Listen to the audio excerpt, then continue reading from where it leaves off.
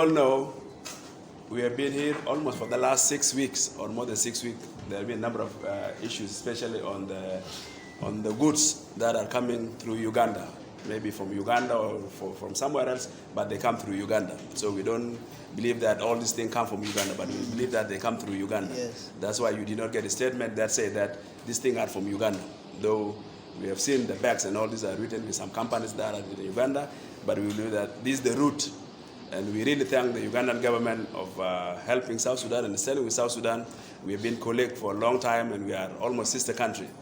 Okay, we have been, you stood with us during our struggle until today. You are still with us, and our leadership, they work together.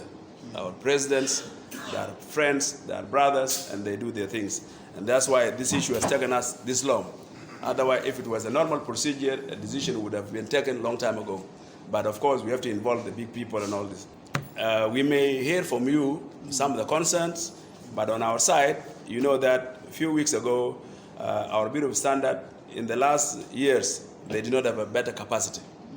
But we as a country, we decide to give them a support so that they have the better capacity where they can do what the country requires. So all this time, after they acquire new machines, they managed to detect, especially, let's talk about aflatoxin only. Okay, we have a number of trucks. In the very beginning, there were almost around 22 trucks, which were tested, almost 20, which were tested, and then the aflatoxin level was high. It was reported, and then from there we had a number of meetings. And then the issue also went to the presidency, where we had to meet also our top leadership on what do we do on this regard. So we decided to impound all those 22 trucks, and the other trucks that are having no issue, they are being allowed, and they were going to Juba, okay? Because this is our main route where we are getting our food. They have been going to Juba, but whatever trucks or food that we have found that it has a high level of toxin, then we say no, it has to be added to this one.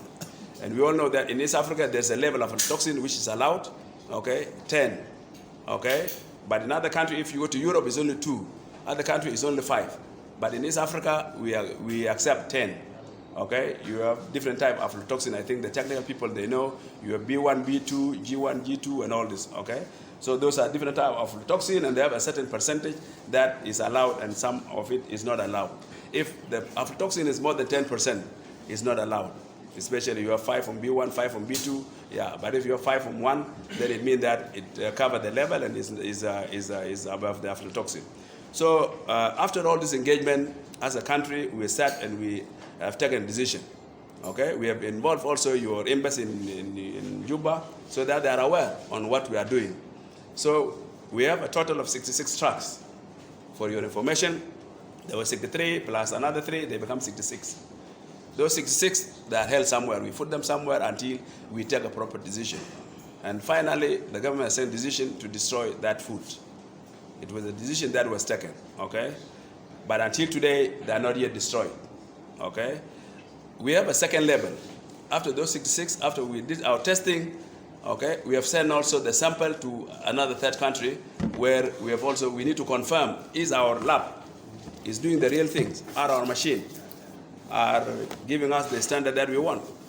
So we have sent the sample to another country, not part of East Africa, but we send it somewhere else. Okay, because we believe that these goods are come from East Africa. So we need to check also in other sources, a certified laboratory where we think that this thing can be checked. And the result came exactly the same as the result we got from our Bureau of Standard lab. Okay, so that's why we took a decision to destroy that food. Okay, now we have almost around 25 trucks also that are found to have high level of toxin. And I think yesterday they become 26. There's a one yesterday that was 30, then become 26. So we have now 2 categories. The first category, okay, that was 66, and then now the new category that was 25, and then yesterday they become 26. The first one, we agree. We said, okay, now even before even destroying them, let's offload them and the truck goes, because we know that the truck owner, they need their trucks. But when we told them, okay, now offload these things, they refuse. They say, unless we go with our food, we cannot offload it, we go with our food. This is the information that we got. And we will also need to hear clarification from you later. if that was the information or not, because we said we cannot keep the truck longer because we have sent the sample. It took us almost 2 weeks to get the result. You know the test, and you know I think this is technical thing, and it's not. It's a technical, and you cannot interfere with it because this one is almost is live. Okay, for us, I'm a member of the parliament with my colleague plus the rest. We have a big concern on our people that life for our South Sudanese, for our citizens, is very important. Anything that is harming them, we cannot accept. If you bring something which is not good for our citizens, we'll tell you no, you better take it back or we dump it. Okay, dumping is not the first time to be done. It has been taking place in everywhere. And we know a number of stories in Uganda, in Kenya, including the sugar, whatever. When something comes from another country and it doesn't fulfill the standard, then the country has a right to do whatever they can after it crossed to the border. Okay, like those 66 trucks, they have crossed to South Sudan. We have taken a decision on that. Okay, but so far we have some pending issues because we had another. We said our colleague from other side of the country, if there is still doubt, then we agree that okay, let them send their mobile team, mobile lab to Nimule, and they can come and do the testing together with our people. And this thing for the 66 trucks, we are waiting for you. I think the communication has been done already that you come with your mobile lab to Nimule, we test the 66, you test them here with our team, and then we get the results, if it will be different from what you have. But already we have taken a decision that those 66 has to be destroyed.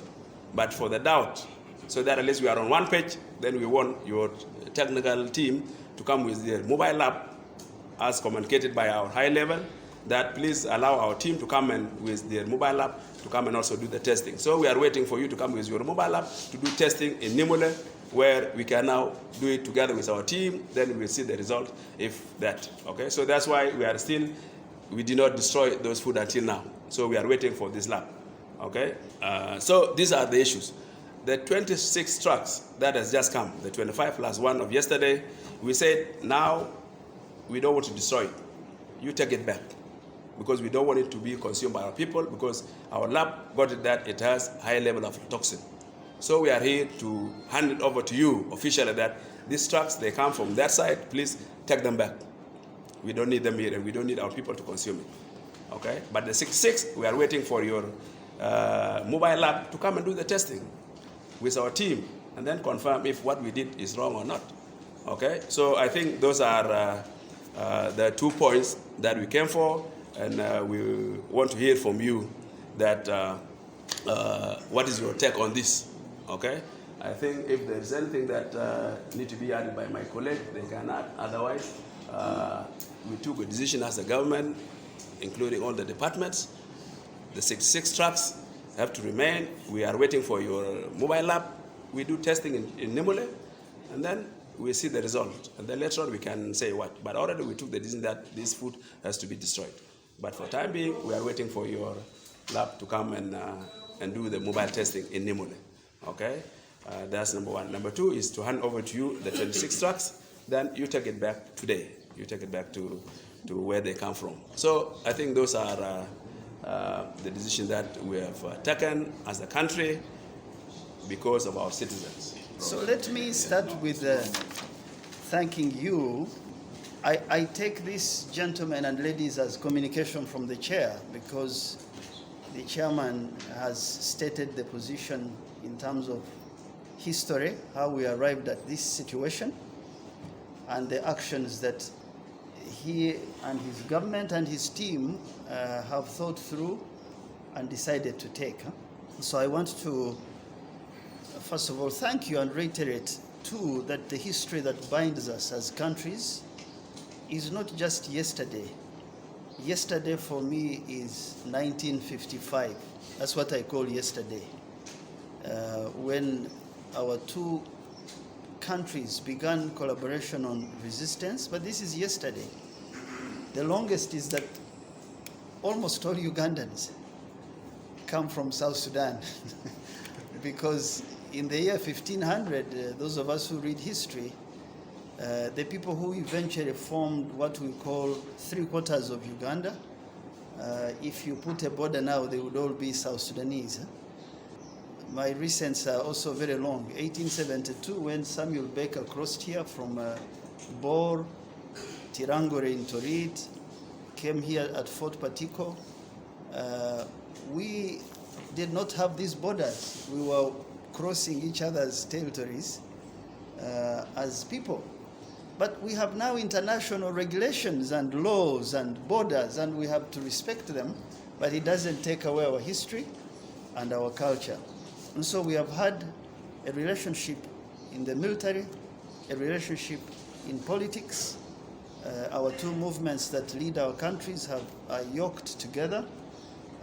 We have a history in trade and economy and commerce, and therefore there is fundamental bricks that allow us to speak genuinely as brothers, as brother countries, so that we can resolve matters of trade, because trade is the modern weapon. If we can't trade with each other, then we can do so little other things. So I wanted to thank you for giving, to reiterate your position on why we need to work together quickly to resolve this problem, especially for the private sector that has been complaining in Uganda and also on your side. The second thing I want to thank you is that you gave the genesis of this crisis, which for me is a question of suspicion, standards, things that stand in the way, which we feel that by acting together in a transparent manner, we can resolve them. I am very gratified to hear that South Sudan has built capacity in testing. Any member of East Africa, any African country that builds capacity, for us, we really thank God for that, because it means that all of us are growing our capabilities to be able to not just deal with our internal food imports, but also other things that come from China, that come from places which often don't mean very well for our region and our country. Now, the facts you mentioned, for me, I don't want to repeat them because you have summarized these, unless my colleagues have different facts. The report we got was that between the month of Feb or January to end of May, there were 529 trucks that were cleared through the border, and we also know how many trucks cross here, and I'm glad that you mentioned they are not just Ugandan, they are Tanzanians, they are Kenyan trucks, they are DRC trucks. But of these 529, 466 passed the test. So for me, I thought that's fantastic. If you test 529 and 466 pass the test, it means that you mean well. You are applying standard. It's not you're not stopping everything. So when you see me stopping the media interprets other things, but the story is different, as we know. We've been acting as brothers to resolve these issues. Of the 466, we were told 63 is what was found with a problem. 63 was found with a problem, and they were packed. I think a month and a half ago, they said 7 kilometers away, so I do not know whether it is closer here, but they said 7 kilometers away, and Ugandan people could not access them. They were not allowed to do anything. So some of us who know each other, I said, no, there is another way people work. You don't have to shout in the media. We shall access the border and go and see our brothers and see what decision we can take on this. Now, then we were told that another 22 in the last 1 week have also been found with a problem, which are different from the 63.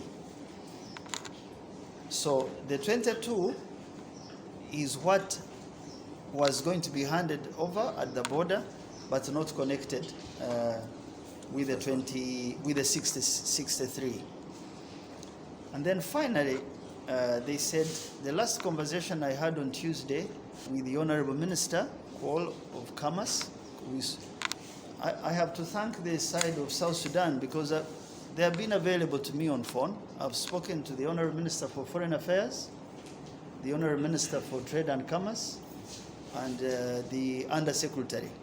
And the last conversation on Tuesday is that of the 63 or 66, 25 had disappeared.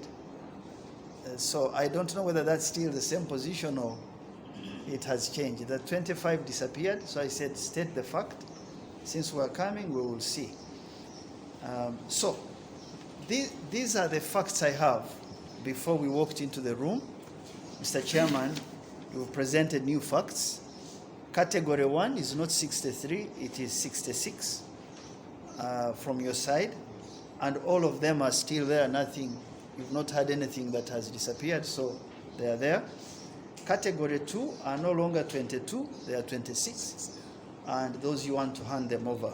So these are the facts as stated when we came and what we have today.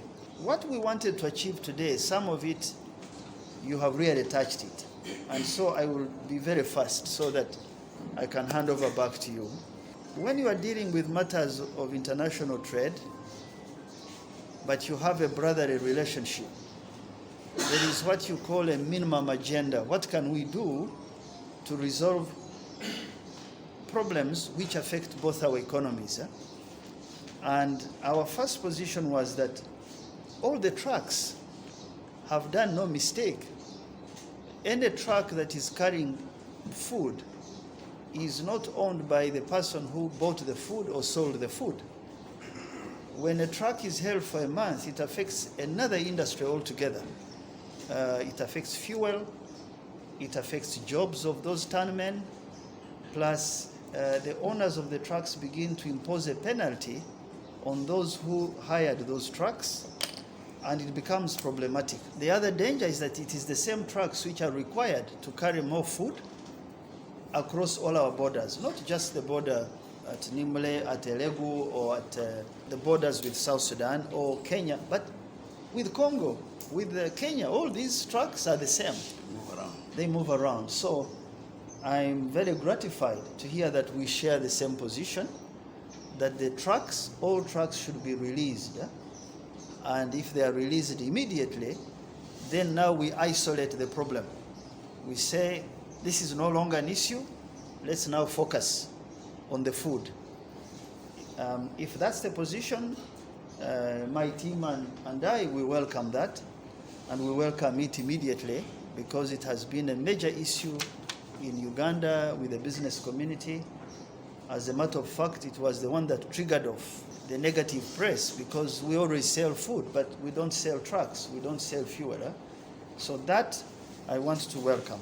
The second position that we thought for us is minimum to achieve today is that the food that has been here for a month and a half, even if it were good when it came, or even if it were tested on coming and it was found with aflatoxin, the deviation from the principle is a month and a half. And when food has been, any food, loaded on the outside, I don't know the conditions under which it is kept, there might be a problem here and there.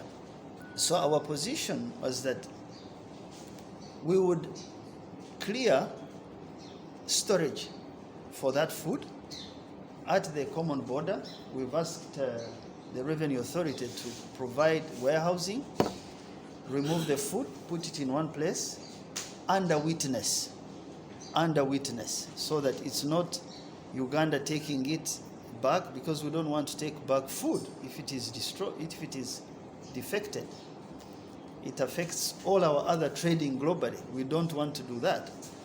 Even you don't want to take food that you suspect to have a problem, and therefore, before destruction, before once the trucks move, this food needs to be stored in one place. And we can have, the way you see our list, we can have the private sector, one person represent. Revenue Authority of South Sudan and Uganda, one person represent. Come so that we all see where the food is stored. And the next action to take is now the testing, the joint testing. And I welcome the fact that you have used very kind words. You have said, if you bring your mobile testing, we should check the food. Yes, we agree. We should check the food, but we think that it should be moved and stored safely ready for either destruction or whatever action happens, but we release the trucks. Indeed, we reached out to an independent witness. Our First Deputy Prime Minister wrote to your Minister for Foreign Affairs and Commerce and the Minister for East Africa Affairs and requested for independent testing of whatever has been found, was taken across the border and has been there for this long. And we received a witness who I mentioned, Ramadan, who is here from the East African Secretariat, who is also a specialist in food security, food safety, food biosafety, so that the actions of Uganda and the actions of South Sudan have someone who represents all of us independently. We didn't know this. East Africa has only the vaccine testing mobile labs. They do not have food mobile testing labs. But the National Bureau of Standards of Uganda, and I stand to be corrected by both sides, National Bureau of Standards of Uganda, the Bureau of Standards of Kenya, of Tanzania, of DRC, we joined recently, of South Sudan, of Rwanda, and Burundi have a code and principles registered on how you test. And if anybody doubts the other, you interpret the act by bringing an independent person from any other country to watch the testing process where a mobile van is not available. But I don't want to split hairs because this is now a technical issue. The principle for us is that if there is a witness and a mobile lab is not available and we can test in a lab with other eyes looking in, the results are brought, we can dispute, accept them, but that lab must be certified by entire East Africa that it has a standard for testing food and it carries certification globally. For me, that's the bare minimum. The next that we wanted to raise, obviously, is that while we do this work as brother, sister countries, we got to let the technical people move forward on whatever they find as a mistake, or it has to be resolved. It has to be captured somewhere and resolved. So we thought, because not all of us can stay at this meeting or this border for more than a day or even a couple of hours, we should appoint a small committee out of us, an independent committee, and say, you Revenue Authority of Uganda and Revenue Authority of South Sudan, this is the place which has been cleared at a joint border to store, to keep, to assess these trucks, whatever happens, and release, do whatever happens. But moving forward, when more vehicles come in and they are carrying a bit of an issue that South Sudan disagrees with, don't let this first cross. Let it be checked there by those three people who we can nominate, and then we can say, South Sudan, you test, or Uganda, take back, instead of this ping pong that has been on. The committee of a few people would really guide the leadership, working with technical people on both sides, to act as insurance against any future behavior of this kind, and it should point to wrongdoing. Ugandans shouldn't say, oh, we are good, or South Sudan shouldn't say, no, we tested and you are wrong. There has to be another person who really sees these issues every day. And Mr. Chairman, we really think that if this small committee can work, we should strengthen it with more offices in future so that we can deal with these non-tariff trade barriers that affect East Africa. Because today it is grain, tomorrow it can be fruits, another day it is fish from South Sudan that is taxed in Uganda. We need a small working committee that is strengthened by the private sector, because the private sector feels the pain and then acts quickly to guide Parliament, ministries, and some of us who straddle in the middle to ensure that this matter is resolved quickly. And you do not know what you would have done by doing this. You would have helped the whole of East Africa, because the discussion we have with Tanzania is the same. The discussion we have with Kenya and milk is the same. So because you are our brothers, we want you to be the first to become the neutral party that says we are now going to do this, end the impasse, and this committee should be replicated across East Africa, and it works. So finally, we think by the time we end in 1 or 2 hours, as brothers we shake hands, then we can officially issue a statement. We say, whoever says anything beyond what we have said here, they are lying. We have resolved this matter. Mr. Chairman, this is my communication from the chair. Yeah, thank you. I think we all agree that our mutual agreement, mutual relationship, everything continue as it is. Okay, the business people continue to operate the way they are, but the Bureau of Standards of South Sudan has to do their work. And I really thank the Bureau of Standards, especially at the border with the head team, who is Nelson, that has faced a lot of challenges and issues. So we are standing with you, Nelson. So do your work, and we are proud of the work that you are doing. You are not doing it for yourself, but you are doing it for the country. I know there are a number of challenges that you are facing. You are being pulled here and there, kicked and whatever, but you manage. Okay, so you have different names now. We are still going to equip the Bureau of Standards to make sure that you have all the equipment that are needed for testing of everything that comes to South Sudan. The construction material, whatever it is, so we are going to provide you with all those materials, those equipment. I think the issue of trucks that we raised, I think no one has a problem with the truck. The truck help all of us, okay, with the business, is take things from here and there. And that's why we took a decision almost, I think 2 weeks ago, after we received the results, okay, we say now, let the food be offloaded and the truck goes back. I think the truck would have gone a long time ago if it was not because the truck driver or whatever, I don't know what happened, they say, no, we cannot go without food. So for us, we have no problem. The food can be offloaded, the truck goes back and serve us. You go and bring other food to the country or to any other direction, okay? The issue of storage of the food, I think is something that is a technical thing.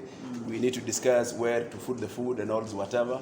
I think this one is something that we'll discuss. There's no problem, okay? But the main important thing is that the truck has to be released to go back, okay? And the food has to be kept somewhere while waiting for the mobile app. And you have stated before that the mobile app that the East African has is only for vaccine, okay? Not for food. Okay, so we'll find the modalities of how this thing has to be done. That's why he's here, so yeah, as a witness to that. Yeah. So they only have a mobile app for vaccines, for medicine, not for food. So for food, we'll find a way how this thing can be done. I think we have no problem with this, as long as we have to release the trucks, okay, immediately. Number one. Number two, the next step, I think it has no problem. We'll decide on how we'll arrange on the testing. Okay, so that one is in place. We have as our position, we have no problem. That's why we kept this. We did not destroy them. We want at least for us to do the testing, and then also on your side, you are sure. And if there's any party that also want to be there, we have no problem for them to be there. So I think on that one, we also agreed on it.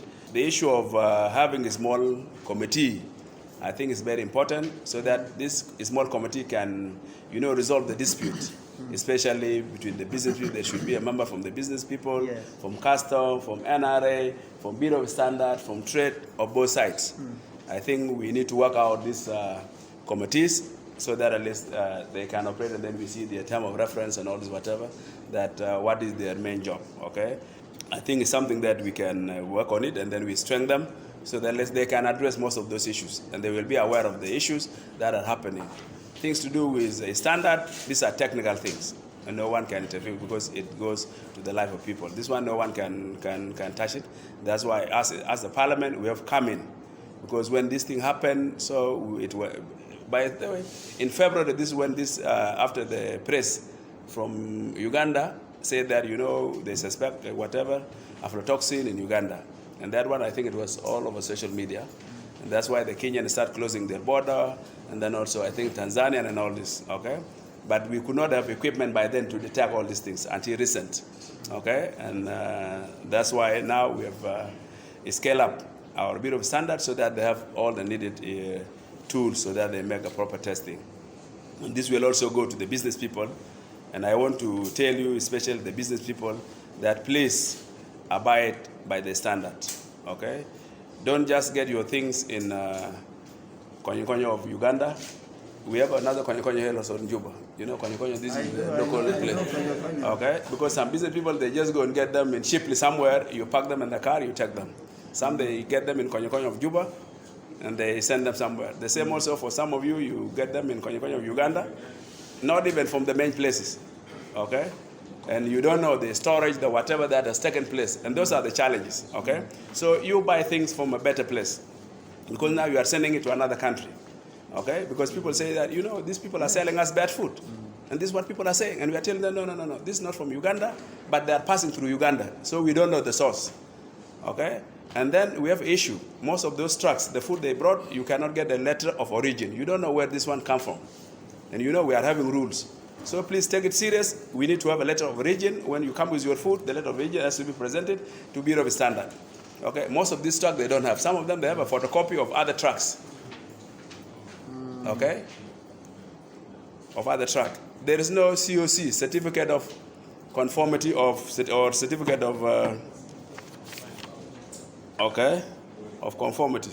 Okay, that certificate is very important. Whatever food you bring from anywhere, it has to be tested from where it's coming with that paper. So most of this food or goods, they don't have that certificate, and it's a must, especially for us in East Africa. And I am happy that the man of East Africa is here, so that you take this one back.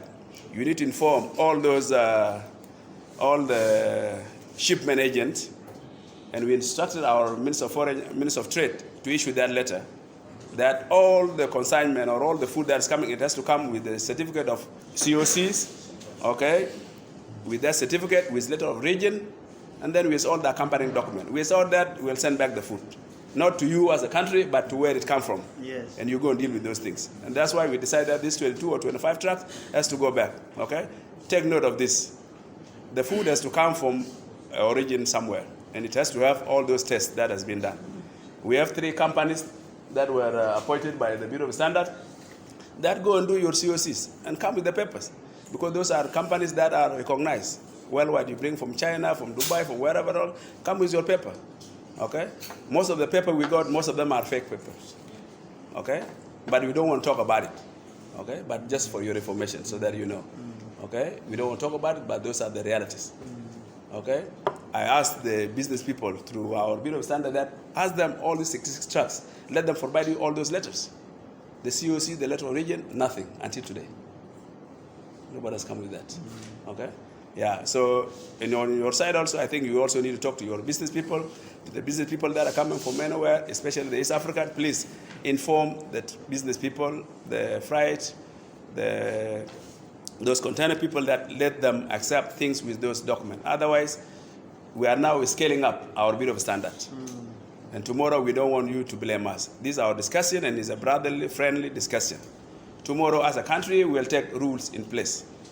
Okay? It has crossed the border, we decide. If we were having one stop border, then while it's there, we just say, okay, you pull back, you just go back.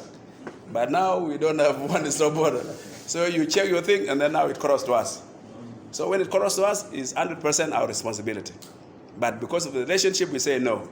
We have to do these things accordingly. So I think you take note of this and pass it to your friends, that please get all those documents in place. And then it will make even life easy. You will not stop track for how many hours. You have those documents that are correct, they are checked, and then they just pass. It will not even, our border will have no all those issues. So I think this point, we have no problem on this, and it's just an information that please try your level best to make sure that all the necessary documents that are needed by the law of East Africa are in place. For most of the people come to South Sudan, they don't have these things. We believe even you are just, some of the things that are not needed somewhere, they are thrown here. But we have woken up. We have learned from you. Because, a small child will learn from the father and the mother and all this. Okay, so we are learning those practices. And be better. Okay, and you never know. Okay, so we are learning all these things, and we want to make sure that at least whatever we are having here, whatever you are having there, whatever we are having as a region or as African, it has to be something with a quality. In Europe, aflatoxin level is only 2 and 5. Okay, if it's more than 2, it's not allowed. This one are 90-something, 70-something, 60-something, 50-something, 20, whatever. Okay, if you look into this, what does it mean? Okay, it's very serious. But because of the correlationship, we have to take it, lowly, and we play it down. Okay, and whatever we are discussing here, please, we should keep it as in this hall. And the only statement that will be given later will be the official statement. Whoever will say what, we will deny it. That we did not say this. It's you. Okay. Otherwise, the official statement will totally be exactly what we are discussing. I think we have captured most of these issues, and I think we have agreed on them. Unless if something is forgotten, otherwise we agreed that the truck has to be released. We need to find a place where this thing will be stored. Yes. Okay, on our side, I will turn to my colleague if there's a store here or there. I think it's something that we will work on. Okay, later once we are done, then we see where we can put these things, and then now the truck has to go back. And then the testing now, you go and see with your team. We will coordinate and see how best the testing can be done, because now there's no mobile lab for food, but only for medicine, and then now we can see how we can address this issue. Otherwise, the 25 trucks, okay, the 26, we don't want to keep them because, the congestion and all this is taken even at the road. So that's why we say this thing should go back, okay? And this is our position. So I don't know what you say on this, because of we don't want to keep the trucks and all this whatever, but this one with their food, let them go. But the rest now, the truck can go, the food remain, okay? But those one, let them go with the trucks. So this was our position. I think I need some clarification on this before we finalize. Thank you. So gentlemen and lady, I think that on our side we need to thank the chairman of this meeting and the entire delegation for making this easier so that we can restore trust and confidence. So personally, I want to thank all of you for demonstrating to Ugandans that history matters.